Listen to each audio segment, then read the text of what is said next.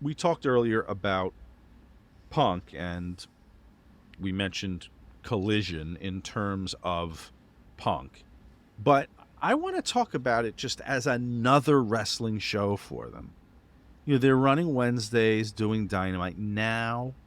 I guess the roster's gotten big enough, or they feel there's enough creative juice where they can handle another 2-hour program. And when they've got a ton of factions. They've got a ton of 4 and 5 guy factions. When you were in WCW, you had Nitro, 3 hours. You had Thunder. Were you guys still doing WCW Saturday night when you were there? From the, what was that called? The goddamn... we did it from Disney. From the Disney. Okay, so oversaturation. At what point do we get to oversaturation and say it's too much? I don't have enough compelling angles to fill this. Well, was it too much? I thought the biggest mistake we ever made was when we went to 3 hours on Nitro. Oh, right. You know what? Yeah, that's right. There was that shift from 2 to 3. And then from there, then we went. We added fucking Thunder, which was just. Now the Thunder was for the lesser profile angles, right? But you had to put people on that would you had to have you had to have somebody at the quarter hours that was going to draw or do a number. So you also had a similar situation with WWE, right? Because you had SmackDown, Raw, Sunday Night Heat, which those were all the Sunday Night Heats, and some of those were kind of because a lot of those were taped like during other shows. I think they did Heat during Raw. The hour before, and then there was Velocity. Was the Saturday show, wasn't it? Yeah. Was it called Velocity? And that was taped before the SmackDown. So that's 4 fucking shows a week. I mean, the business was different. I mean, the show was drawing ratings. I mean, we've covered that on the air here, what Nitro and Raw were doing. But you look at it, and we were live every week with Nitro, where they like when the finger poke of doom, like we knew that Eric knew that Foley was going to go over, so he, told the world that Foley was going to go over on WWE TV. He was going to win the title. Yeah. So, but if there's last minute changes, like I guess that didn't happen as much in WWE. It was a much more controlled environment. I guess Vince had a handle on everybody. But you've talked about it here. The doesn't work for me, brother, 45 minutes before the show goes on. It's not just Nitro that gets fucked. Because you're planned out, what, 2 weeks? At least. Like soft, like a soft 2 weeks, but that second Nitro pretty much has to follow that first one. But isn't like Thunder in the can already? Thunder's in the can. So if somebody gets hurt on Monday, you're fucked because they're showing up on Tuesday. On television, yeah. Unless you're going to cut it and put a package or it.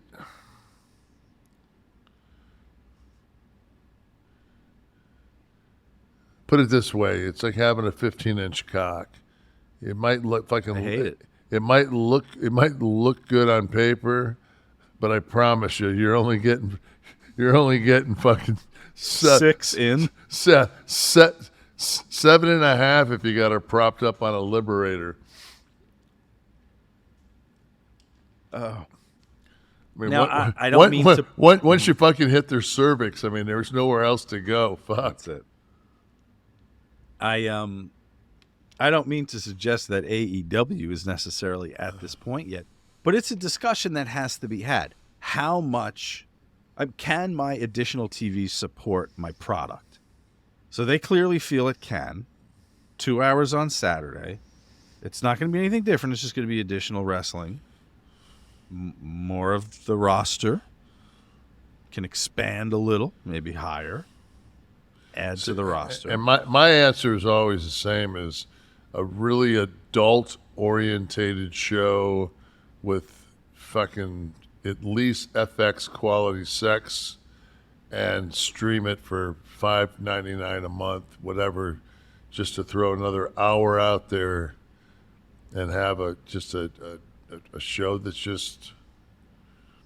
Well, you've talked about using like a Friday night slot. Yeah, I've always I wanted Raw to be Raw. I didn't want Raw to be contrived. But the AEW product is, if you were contacted by AEW as a consultant or some whatever role, they want your wisdom.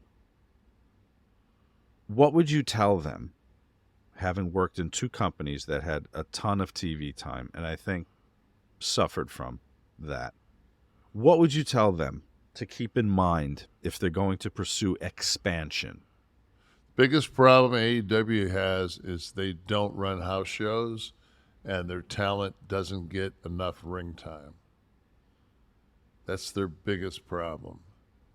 Like that Jade Cardell, who she's like undefeated, and she's, I think, the TBS champion.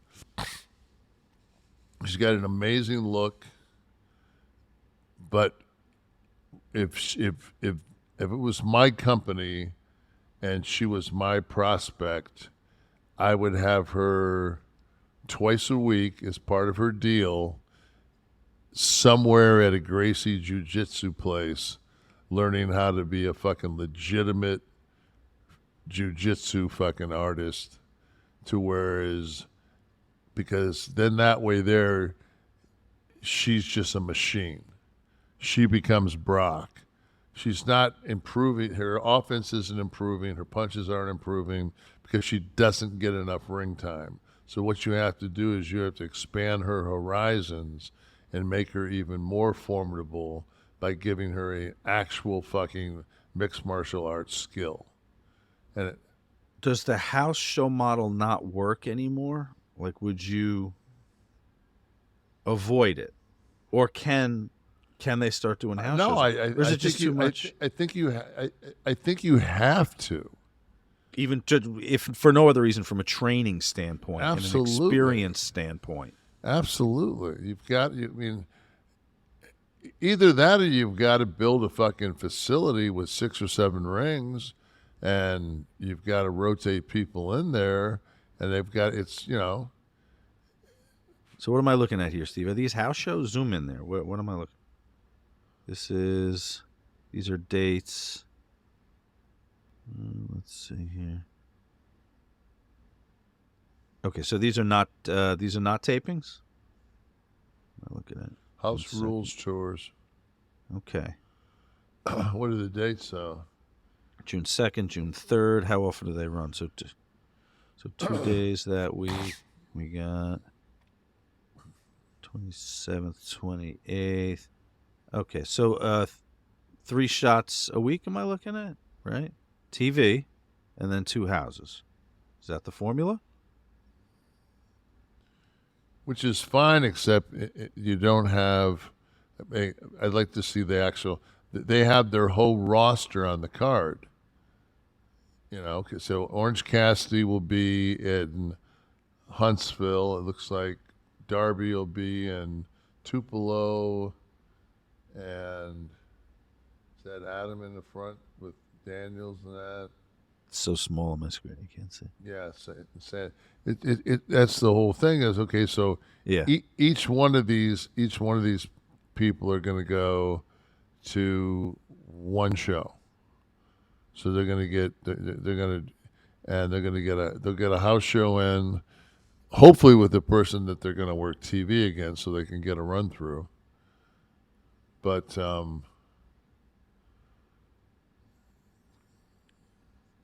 it is what it is. And that also increases the chance of because their style is so, I'll just use the term reckless. I mean, how many times can Sammy Gazzaro fucking do a 55 gainer and hit a guy perfectly going through a table or a ladder or before he fucking misses, and Right. like so their style is fucking is They're not very regular. I'm looking at the schedule here, and it's a lot of TVs, but the very infrequent house shows. But so to your point, so get them in the ring as much as possible. oh, just get them even if it was the NFL is realized, man, that they can't fucking the old days they play Sunday, they get up Monday morning and everybody jog around and break a sweat to see fucking who was hurt and who wasn't hurt, because a lot of times until you fucking the next day, and then you start the treatment, and then by fucking Wednesday, Thursday, Friday you were in pads, and that shit don't go anymore. The motherfucking receivers don't even wear pads while they play in the games anymore. Barely, right? Yeah.